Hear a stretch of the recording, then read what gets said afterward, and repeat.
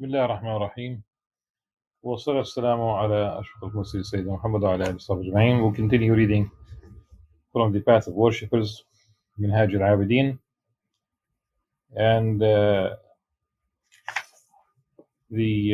almost the very last thing that we have read, a verse of poetry in which the carnal soul was described as practically worse than 70 devils, 70 Satans. And Imam Al-Ghazali commented on this, the ability of the carnal soul to deceive, and he advises us on really to go against, to be the kind of the antagonist, if the carnal soul is the protagonist, and that just make it in your heart, have that kind of decision. This way you'll be safe, and practically he said in Arabic, ثم عليك بالجامعة بالتقوى لا حيلة لها سواه. Use piety, just put it on a leash. In this case, it's the leash is the taqwa, so that it will always be controlled. Then he said, Imam Al-Ghazali رحمه الله: واعلم أنه هنا أصل أصيلا، وهو أن العبادة شطران، شطر الاكتساب وشطر الاجتناب. فالاكتساب فعل الطاعات، والاجتناب الامتناع عن المعاصي والسيئات، وهو التقوى، وإن شطر الاجتناب على كل حال أسلم وأصلح وأفضل وأشرف العبد من شطر الاكتساب. ولذلك يشتغل المبتدئون من أهل العبادة الذين هم في أول درجة الاجتهاد بشطر الاكتساب، كل همتهم أن يصوموا نهارهم ويقوموا ليلهم ونحو ذلك. ويشتغل المنتهون والبصائر من أهل العبادة بشطر الاجتناب، إنما همتهم أن يحفظوا قلوبهم على الميل إلى غير الله تعالى، وبطونهم عن فضول، وألسنتهم عن اللغو، وأعينهم عن النظر إلى ما لا يعنيهم.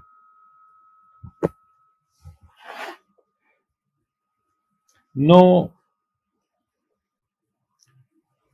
as in knowledge, imperative. Know that there's a noble principle here, which is that worship is indeed composed of two halves, two parts. One half must be acquired and earned, and that's really the iktisab that he mentioned, and the other must be avoided, ijtinab. The component that must be earned is the acts of worship, and that which must be avoided is evil acts and sins. This is piety and righteousness. In fact, the half that deals with things that must be avoided is always, under all circumstances, better, nobler, superior, and more advisable for the servant of God than the half that must be acquired. That is the reason the novice worshippers must be primarily preoccupied with and concentrate on the half that must be acquired.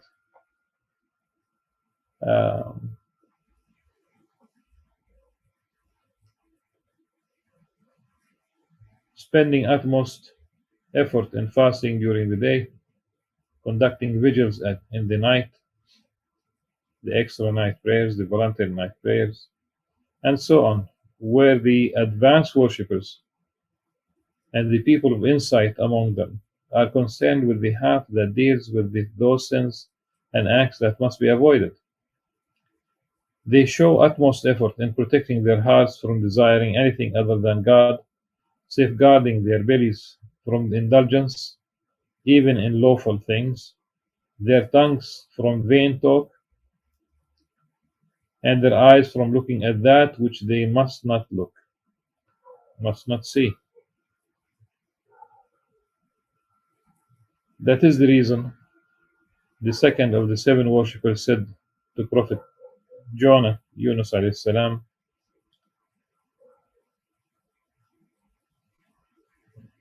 ولهذا المعنى قال العابد الثاني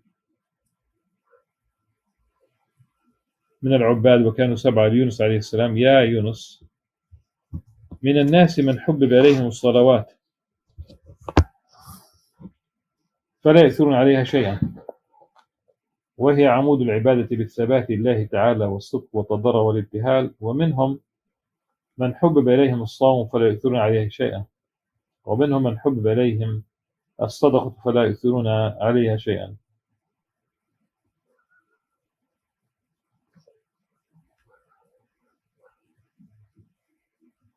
So the first part of what the second worshipper said to Sayyidina Yunus alayhi salam: indeed, among people there are those who love daily prayer and prefer it more than anything else, because daily prayer is the pillar of religion, upheld for God, accompanied with sincerity.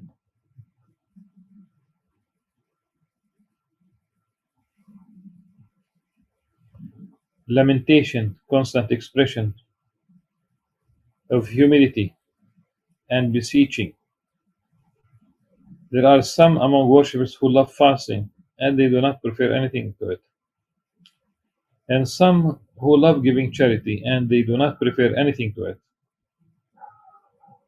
O Jonah, يا يونس، وأنا مفسر لك هذه الخصال: اجعل طول صلاتك الصبر على البأساء والتسليم لأمر الله عز وجل، واجعل صومك الصمت عن كل سوء، واجعل صدقتك كف الأذى، فإنك لا تتصدق بشيء أفضل منه ولا تصوم بشيء أزكى منه.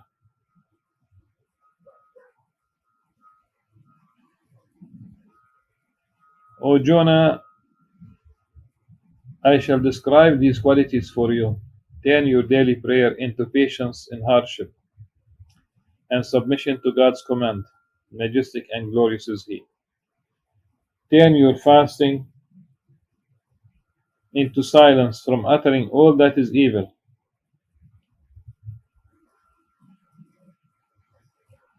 And of course, in Arabic, it makes really more sense really than the English, because in English you talk about two different words. But in Arabic you say الصوم هو صوم الامتناع.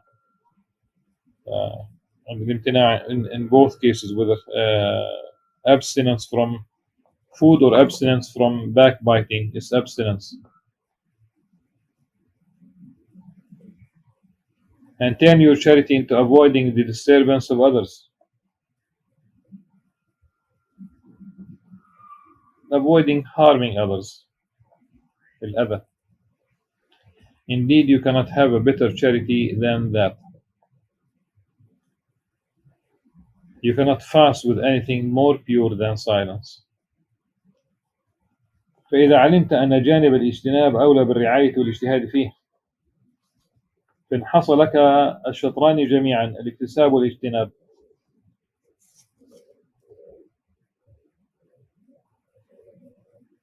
فقد استكمل أمرك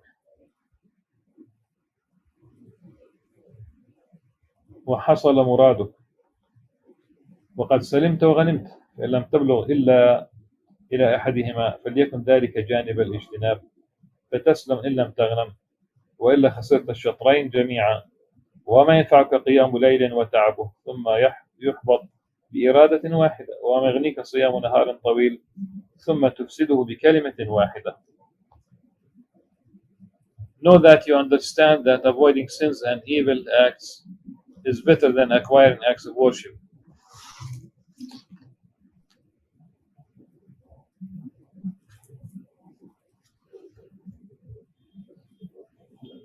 Know that if you attain both halves, you will have perfected your affairs and attained your desired end, safe and saved.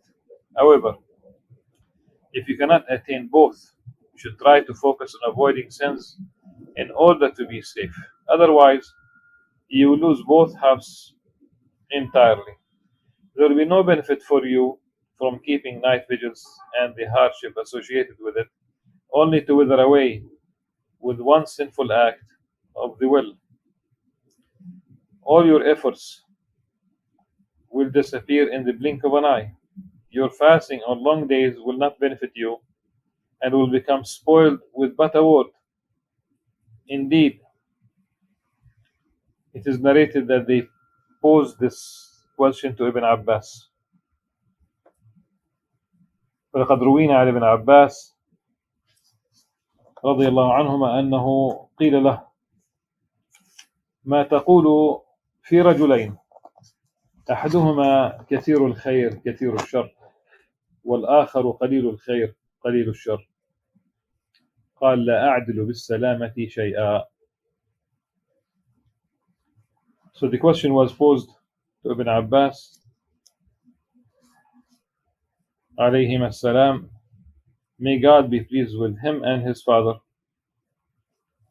What do you say about those two men? One does a lot of good and a lot of evil, and the other does a little good and a little evil. He said as an answer, I do not think that either of these two is healthy. What you said is like the example of a patient.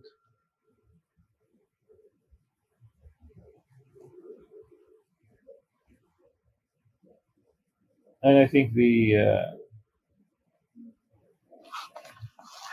translation missed really the point of the really what Ibn Abbas said is very simple. In fact, only literally 4 words in Arabic.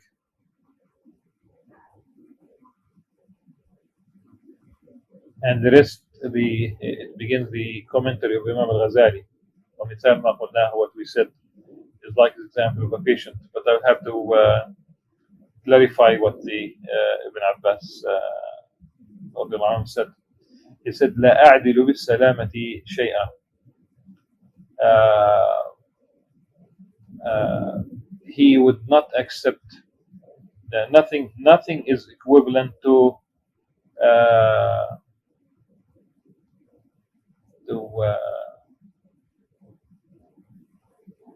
safety, but here safety he means zero evil. Avoid evil. And the idea is not, you cannot compare, too much evil and little, very little evil. The problem is because the problem really is not really doing. There's no problem in doing, a lot of good, or if one is for whatever reason does lesser than this. The problem is with evil, with doing too much or doing little evil. Still doing evil is a problem. This is when he said salama in this case is really to be safe, to be secure, to be really without performing evil. That's the salama. Then Imam Al-Ghazali comments by saying ومثال ما قلنا حال المريض وذلك أن معالجة المريض نصفان، نصف هو الدواء ونصف هو الاحتماء، فإن اجتمعا معا فكأنك بالمريض قد برئ وصح، وإلا فالاحتماء به أولى، إذ لا ينفع دواء مع ترك الاحتماء ولقد ينفع الاحتماء مع ترك الدواء. What you said is like what you said. This is the example of what we have said. That's really the Arabic.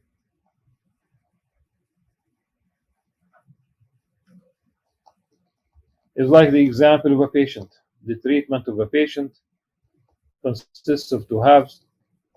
One half is the medicine he must take, and the other is avoiding certain kinds of food, a diet, himya.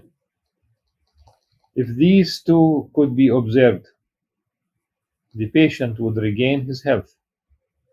If only one of the two could be observed, then following a diet is preferable, because taking a medicine while neglecting proper diet will not help. However, observing a diet while not taking medicine could be helpful. Avoidance, that's what he's aiming at. Then Imam Ghazali mentions a hadith that really it's not a hadith. It is really proverbial. وقد قال صلى الله عليه وسلم أصل كل دواء الحمية.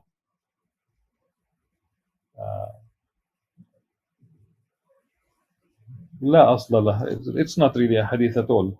Not even ضعيف. And it's really half the of course the himya is mentioned in Arabic proverbs. المعدة بيت الداء والحمية رأس الدواء. Okay.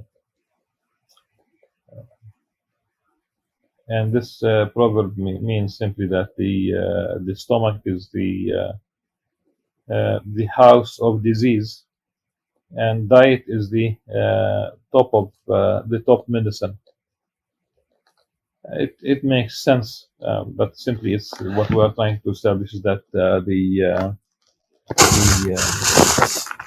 it's not a hadith. That's the whole point. The Imam Al-Ghazali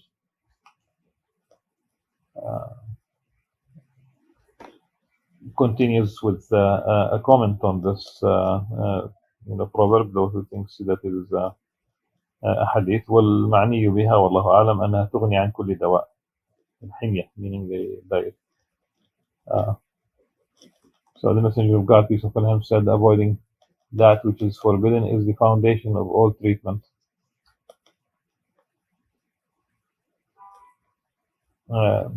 Avoiding that which is forbidden. No, it's really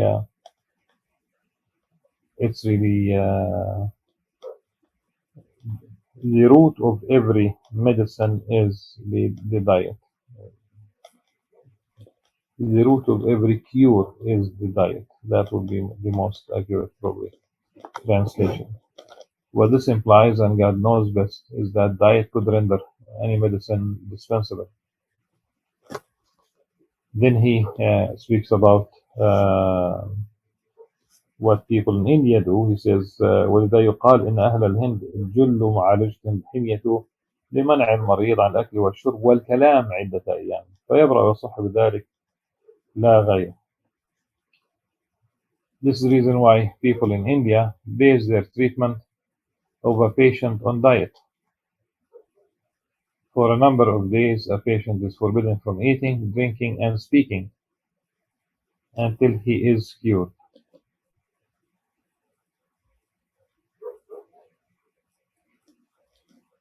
فتبين لك بهذه الجملة أن التقوى ملاك الأمر وجوهره، وأهلها هم الطبقة العليا من العباد، فعليك ببذل المجهود في ذلك وصرف كل عناية إليه، والله سبحانه ولي التوفيق.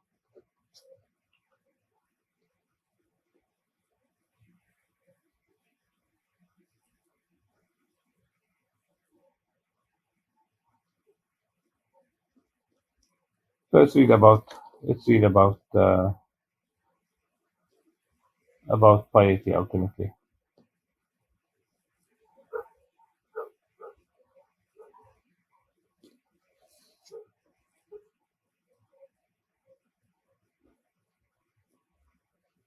By that method and nothing else, he regains his health. This description and example must prove to you that indeed piety and righteousness is the criterion for your affair and its substance. Those who possess it are the most illustrious of all exalted worshippers.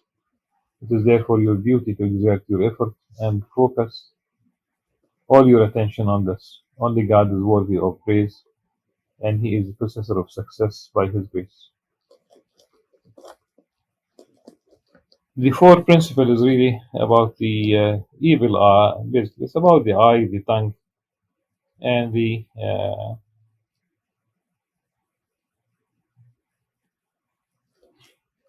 stomach and the heart. One might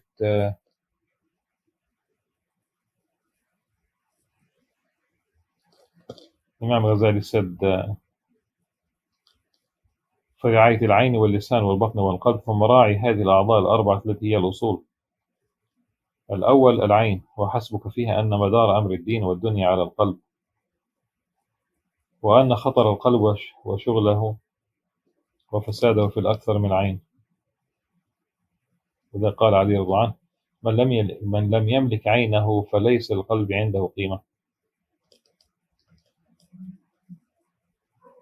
It is your duty to be observant of these four organs, for they are the foundation of your being. The first is your eye. You should know that the axis of the affairs of religion and the world is the heart. However, the danger of the heart, its preoccupation, and its corruption comes in most cases from the eye. This is why Ali ibn Abi Talib radiallahu anhu said, "He who does not control his eye does not value his heart." And we know very well that there's a massive amount of information that we gather from sight, from seeing, from looking.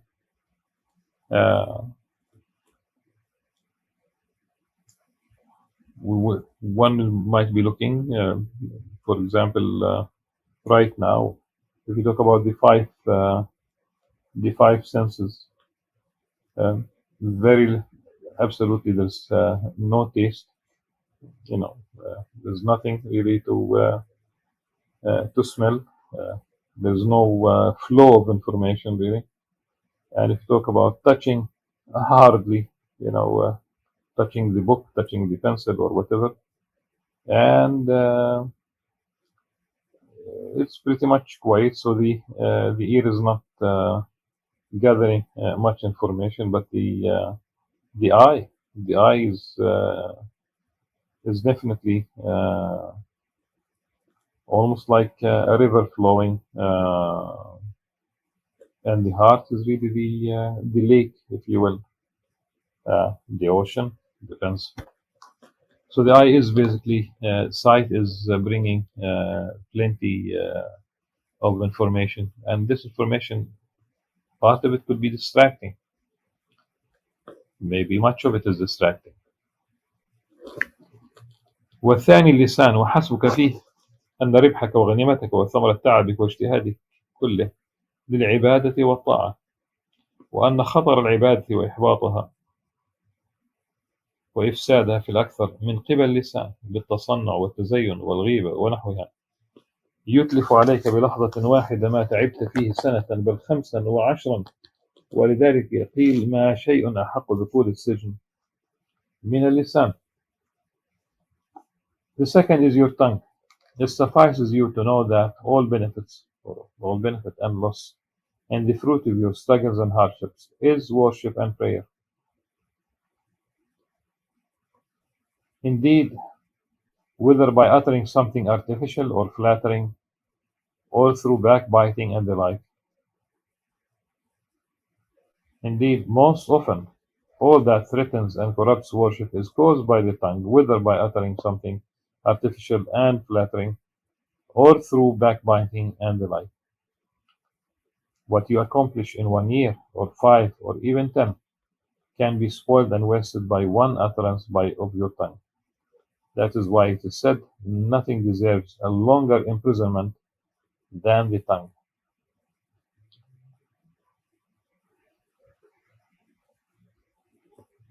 وفيما روي أن أحد العباد السبعة قال يونس عليه الصلاة والسلام: يا يونس، إن العباد إذا اجتهدوا في العبادة لم يتقووا على عبادة بشيء أفضل من الصبر عن كلام في فصل طويل.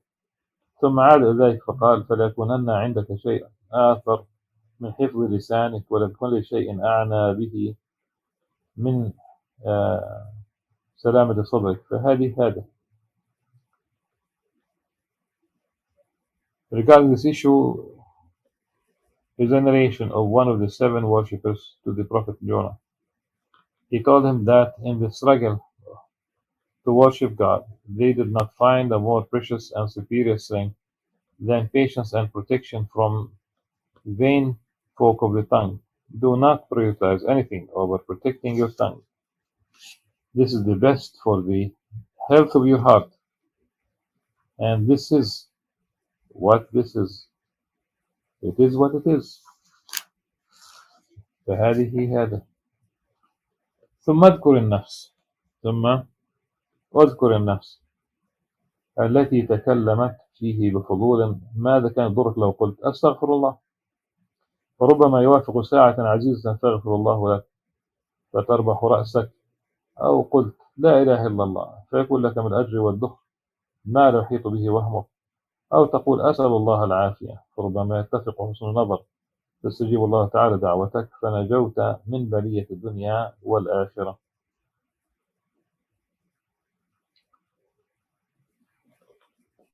Also remember all those moments that you had spoken in vain.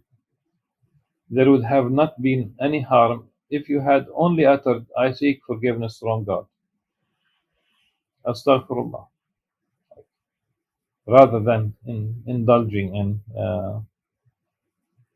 in vain talk. If you had said that in a blessed time, God might have forgiven you and you might have benefited from your effort. Alternatively, you could have said, there is no God but God. La ilaha illallah.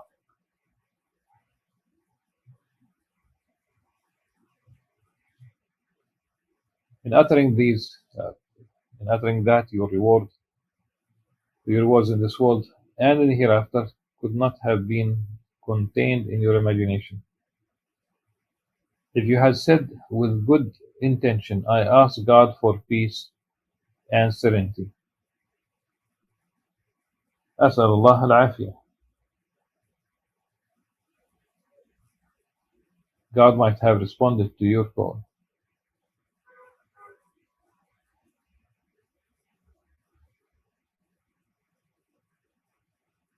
And this way,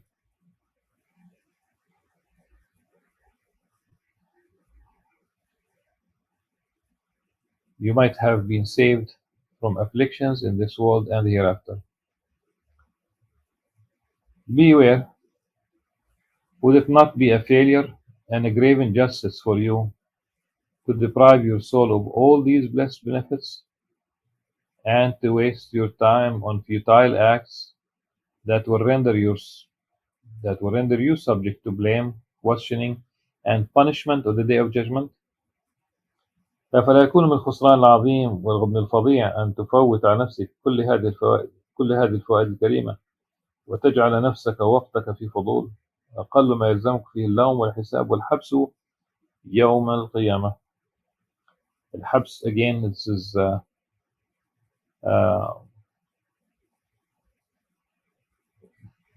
it's not directly mentioned in the translation, but I have dealt with this before. Really, it's the time that one is kept while being questioned, while being blamed, while being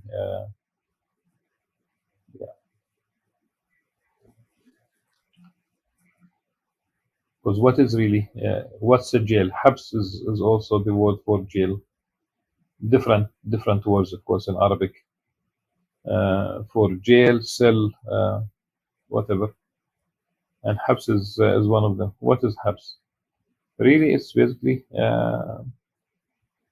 not being able to move freely. That's it. You are forced to be in one place, and that's a kind of a punishment.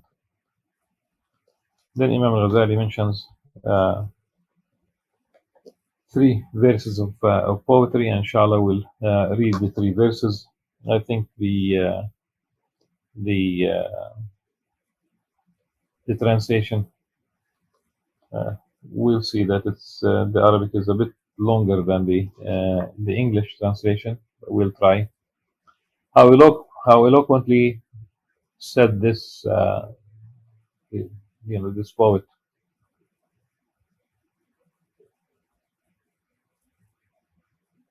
اغتنم ركعتين في ظلمة الليل إذا كنت فارغا مستريحا، وإذا ما هممت بالنطق في الباطل فاجعل مكانه تسبيحا، فاغتنام السكوت أفضل من خوض وإن كنت بالحديث فصيحا. Whenever you aspire to talk and you may make vain chatter,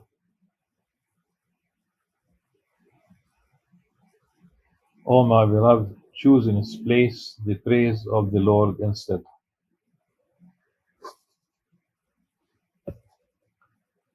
What the verses really, these poetic verses say, the first one, uh, do utilize, do pray two prostrations in the darkness of the night if you had nothing else to do and you were comfortable. And if you are about to speak in vain, replace it with praising Allah subhanahu wa ta'ala. Of course, utilizing silence is much better than uh, indulging in vain talk, even if you happen to be eloquent. These are the three verses then, rather than the this translation.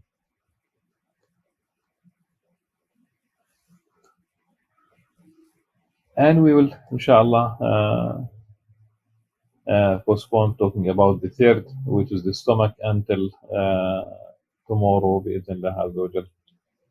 سبحانك اللهم وبحمدك نشهد أن لا إله إلا أنت نستغفرك ونتوب إليك والسلام عليكم ورحمة الله وبركاته.